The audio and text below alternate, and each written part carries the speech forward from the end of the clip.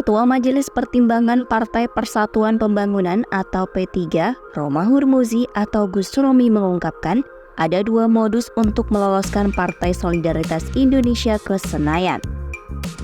Diketahui, PSI sedang menjadi sorotan karena perolehan suara hasil pemilunya berdasarkan hitung manual atau real count, Komisi Pemilihan Umum melonjak tajam dalam beberapa hari terakhir.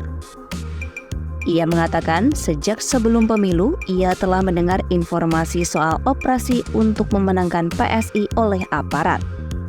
Targetnya, menurut Romi, dibebankan kepada penyelenggara pemilu di daerah agar PSI meraih 50.000 suara di setiap kabupaten atau kota di Pulau Jawa.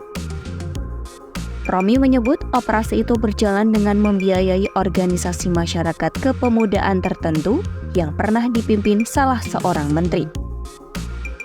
Salah satu agenda mereka adalah memobilisasi masyarakat agar mencoblos logo PSI di surat suara. Dalam perjalanannya, operasi itu tak membuahkan hasil yang diinginkan. Berdasarkan hasil hitung cepat sejumlah lembaga survei suara, perolehan suara PSI jauh di bawah ambang batas parlemen, yakni di angka 2%. Romi mengatakan dari pengamatan pada sistem informasi rekapitulasi atau Sirekap KPU beberapa hari terakhir, sejumlah surveyor mengendus keganjilan.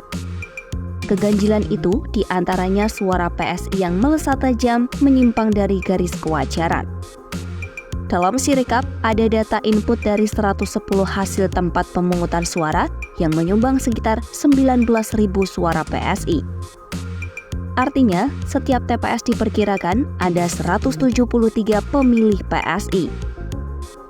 Hal ini dinilai tak masuk akal sebab partisipasi pemilih jika diasumsi seperti 2019, maka suara setiap TPS hanya 81,69% dari 300 suara atau 245 suara per TPS. Maka persentase PSI per TPS mencapai 173 suara, sementara semua partai lainnya hanya 29%.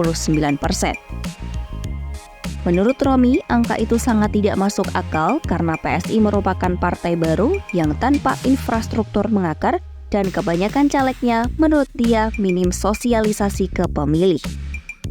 Adapun lonjakan suara PSI mulai terjadi dari 2,86% atau 2.171 pada hari Kamis 29 Februari 2024 menjadi 3,13% atau 2.402 suara pada Sabtu 2 Maret 2024.